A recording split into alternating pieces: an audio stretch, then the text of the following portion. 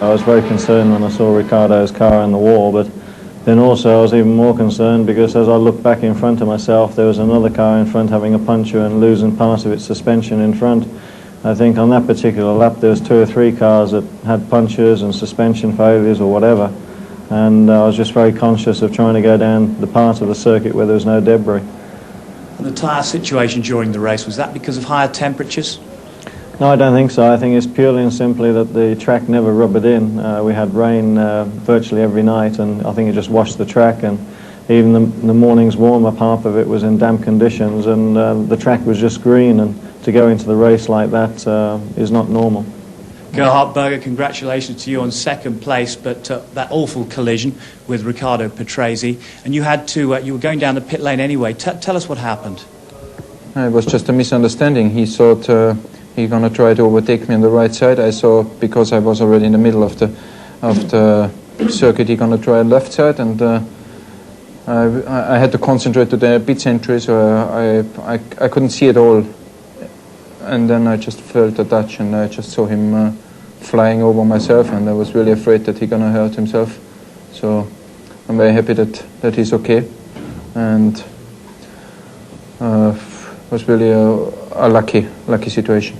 I think on the first pit stop was all accordingly as predicted, but after that, with the second set of tires, I start to realize that perhaps we need a third one, a second pit stop and a third set of tires. But I was still trying to do my best in second place when then the team called me for a second pit stop just for precautions.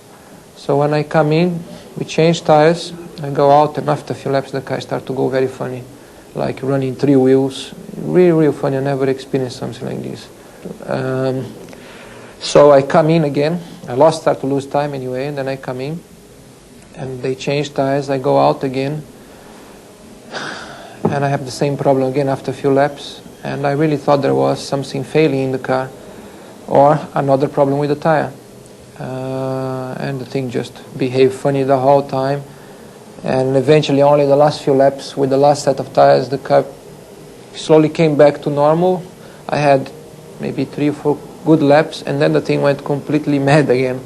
And I was just lucky that only 2 laps remaining to the end, and as we stopped on the Parc Fermé, there was a tire down again.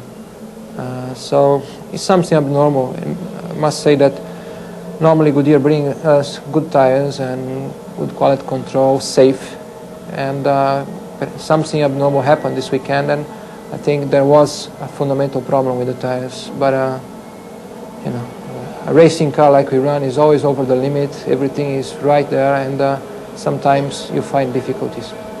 Ayrton, it was announced by Williams that Alain Prost had signed for them today, and there's mounting speculation that McLaren might get Renault engines. Would that help you change your mind about staying with McLaren for next year? Well, I wouldn't be able to give you a short answer because it's far too complicated, everything. The one thing all I would say is that this is supposed to be a World Drivers' Championship. We had 2 fantastic championships, sport championships, last year and this year. And we had, in my opinion, 2 very bad ones in '89 and 1990. And they were a consequence of unbelievable politics going on and a bad behavior by some people. And I think now we are coming back to the same situation again. It's impossible to accept somebody to come to a team February in the year with a signed contract, veto myself and himself too, and eventually they change his side but stay with the veto on myself. And I think if Prost wants to be called the sole champ and 3 times world champ and come back in a sportive way, maybe win another championship, he should be sportive. The way he's doing, he's behaving like a coward. And if he wants to be sportive, he must be prepared to race anybody at any condition, at equal terms, and not the way he wants to win a championship. Everything has been laid down to him before you start. It's like if you go in a 100-meter sprint and you want to have running shoes and everybody else should have lead shoes. That's the way he wants to race. This is no racing. And this is bad to all of us. That's it. Ayrton, thanks for your candid answer there, and Nigel nodding there in agreement. But congratulations again, Nigel Mansell, superb win. Thanks for the record. Thanks, gentlemen. Harsh words from Ayrton Senna and Nigel Mansell. Alain Prost is not a popular chap, it seems, but Nigel Mansell wins his record 9th Grand Prix here in Portugal from Gerhard Berger second, his McLaren teammate third, Martin Brundle in 4th position ahead of Häkkinen and Michele Alboreto.